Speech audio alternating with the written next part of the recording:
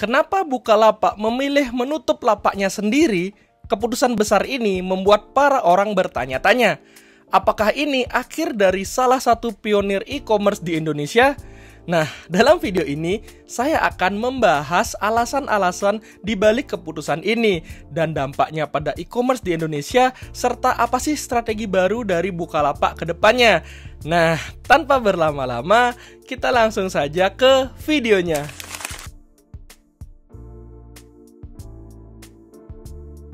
Untuk memahami keputusan Bukalapak ini, kita harus melihat perjalanan mereka dari awal. Bukalapak didirikan pada tahun 2010 oleh Ahmad Ziyaki dan dua orang lainnya. Awalnya, platform ini menjadi surga bagi UMKM karena memfasilitasi mereka menjual produk secara online. Tak butuh waktu lama, Bukalapak tumbuh menjadi salah satu unicorn terbesar di Indonesia. Pada tahun 2021, Bukalapak mencatat sejarah dengan IPO terbesar di Indonesia, mengumpulkan dana IPO lebih dari 22 triliun rupiah. Ini menunjukkan kepercayaan investor terhadap masa depan mereka. Tapi melihat yang terjadi pada Bukalapak sekarang, sebenarnya apa sih yang terjadi pada Bukalapak dalam beberapa tahun ini?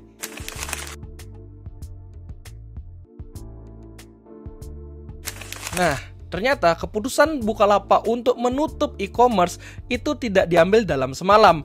Ada beberapa faktor utama yang membuat Bukalapak akhirnya menutup layanan e-commerce produk fisik mereka. Pertama, persaingan.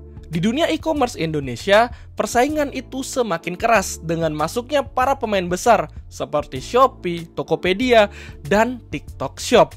Bukalapak kesulitan untuk bersaing, terutama dalam hal subsidi dan diskon yang gila-gilaan. Kedua, ada masalah keuangan. Pada kuartal 3 2024, mereka mencatat kerugian operasional senilai 1,32 triliun rupiah.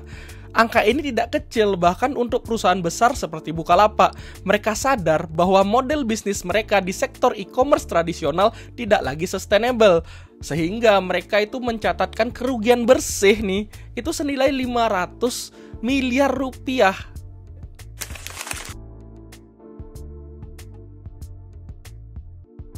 Keputusan Bukalapak ini tentu berdampak besar, baik secara internal maupun secara eksternal. Mari kita bahas satu persatu. Di sisi internal, restrukturasi ini berdampak pada karyawan. Beberapa lini bisnis yang ditutup menyebabkan PHK besar-besaran. Bukalapak berkomitmen memberikan hak-hak karyawan yang terdampak. Tetapi tetap saja, ini bukan situasi yang mudah bagi siapapun, bagi Bukalapak ataupun bagi para pekerjanya. Di sisi eksternal, pelapak yang sebelumnya tergantung pada Bukalapak kini harus mencari alternatif lain. Pelapak kecil terutama mungkin akan kesulitan untuk menyesuaikan dengan platform lain yang memiliki aturan yang berbeda-beda, karena sebelumnya sudah terbiasa nih dengan aturan di Bukalapak. Jadi kalau pindah itu pasti akan ada penyesuaian yang memakan waktu juga.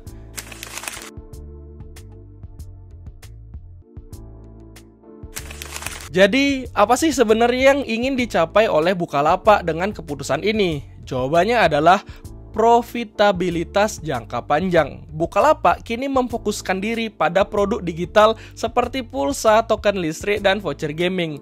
Nah, ini nih yang menjadi bahan goreng-gorengan di media. Karena Bukalapak bisnisnya e-commerce, tapi sekarang itu malah jadi bisnis jualan pulsa. Ini gimana ceritanya nih kan? Jadi memang harus dipertanyakan nih Bukalapak.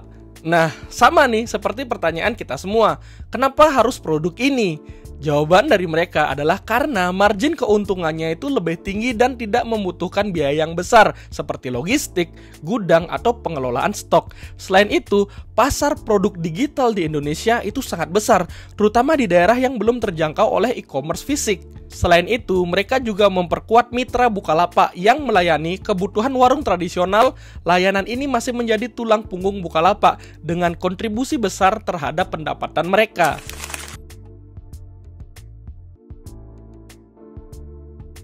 Keputusan Bukalapak ini juga memberi gambaran tentang kondisi pasar e-commerce Indonesia secara umum. Banyak yang menganggap e-commerce adalah tambang emas.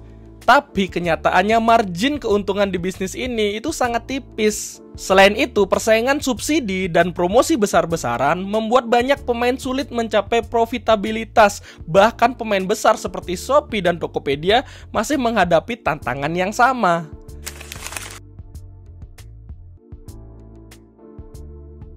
Nah, apa yang kita bisa pelajari? Jadi, pertama, fleksibilitas dalam bisnis itu sangat penting. Bukalapak menyadari bahwa tidak bisa terus-menerus beroperasi dalam model bisnis yang rugi, dan mereka berani mengambil langkah besar untuk berubah. Kedua, langkah ini menunjukkan bahwa tidak semua perusahaan unicorn bisa terus tumbuh tanpa strategi yang tepat. Pelajaran ini berlaku tidak hanya untuk Bukalapak, tapi juga untuk startup-startup lainnya yang ingin bertahan di pasar yang sangat dinamis ini. Keputusan Bukalapak untuk meninggalkan e-commerce produk fisik ini dan beralih ke produk yang digital itu tentu saja mengejutkan kita semua. Tapi kita lihat saja bagaimana nanti ke depannya, apakah Bukalapak beneran nih mampu profit atau cuma gimmick-gimmick belaka. Dan menurut kalian, dana IPO yang 22 triliun diraup Bukalapak ketika awal IPO tadi, itu kira-kira apakah sudah digunakan sebagaimana mestinya? Karena ya, Bukalapak termasuk IPO yang cukup besar pada masanya. Nah, menurut kalian gimana? Coba tulis di kolom komentar pendapat kalian tentang Bukalapak yang switching dari e-commerce ke jualan pulsa, token listrik, dan voucher game. Ya, coba diskusi di kolom komentar. Saya Yoga Arsana, pamit.